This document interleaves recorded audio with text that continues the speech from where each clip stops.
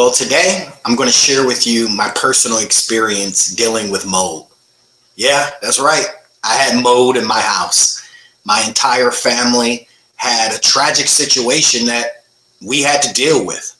It all stemmed from Hurricane Helene, which took place in September. I want to share my personal story for a number of reasons. I hope that someone out there would find something of value in my story or a reason to be proactive so something like this doesn't happen. At the end of the video, I'll also give you a few tips from my experience that maybe you should practice. So let's go ahead and let's start with others that were affected, similar to me, with Hurricane Helene.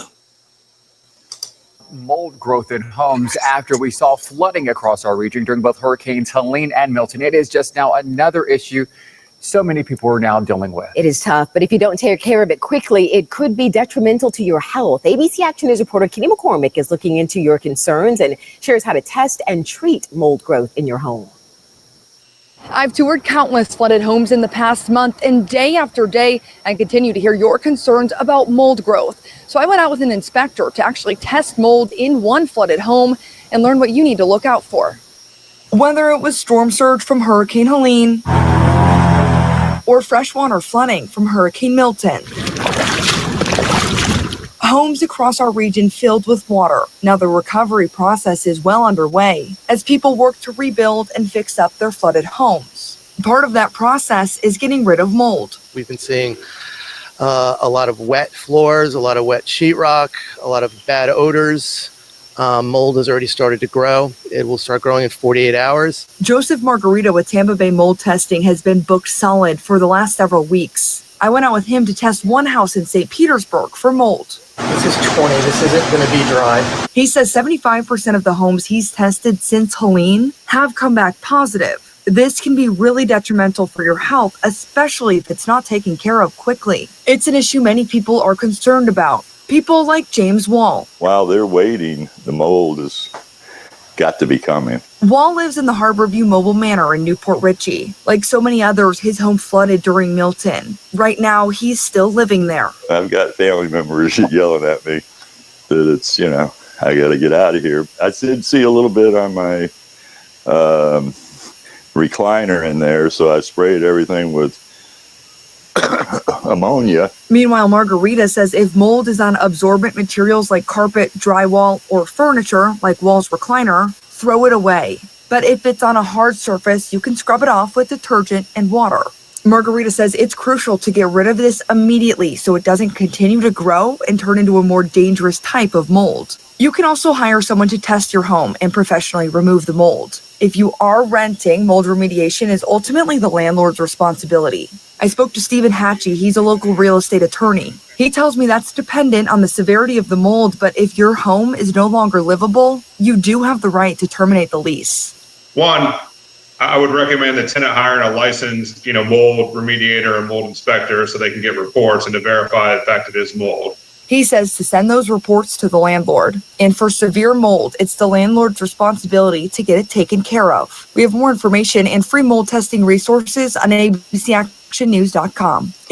Now look, this issue with Helene, the hurricane that came through Florida and Georgia, where I'm at, it affected hundreds of thousands of people.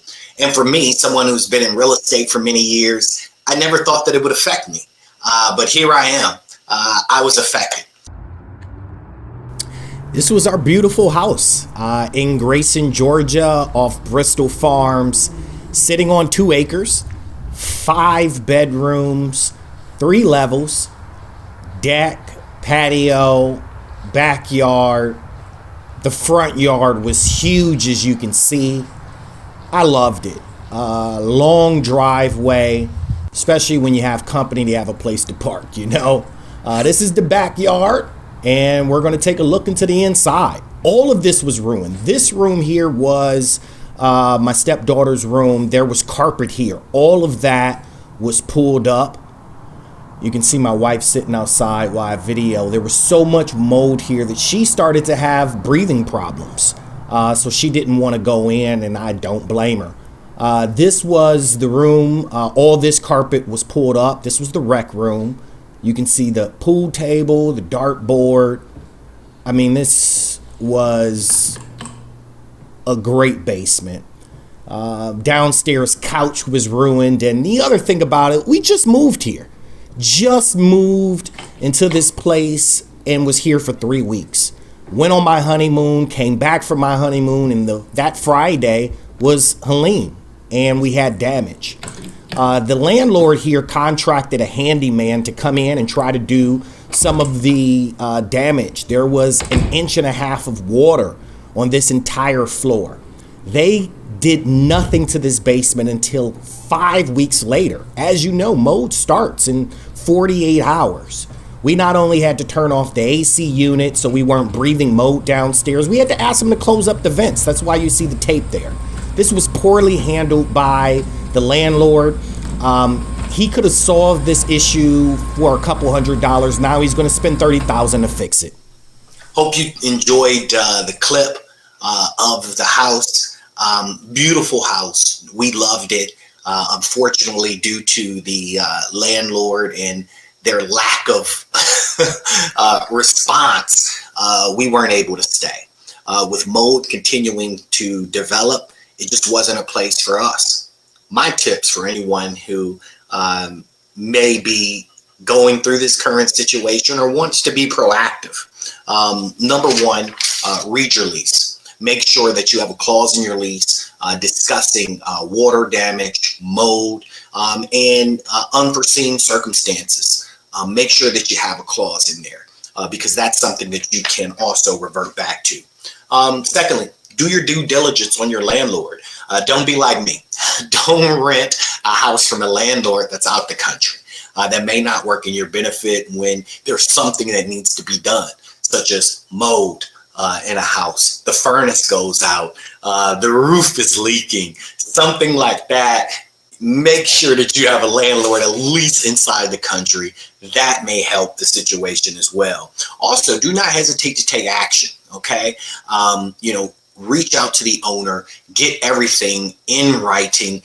Make sure that you also let your local citation board know of the problem if they aren't moving fast enough. That's something that we did as well. And make sure that you document everything, every email, every response from the owner, because that may be all that you have at the end of the day.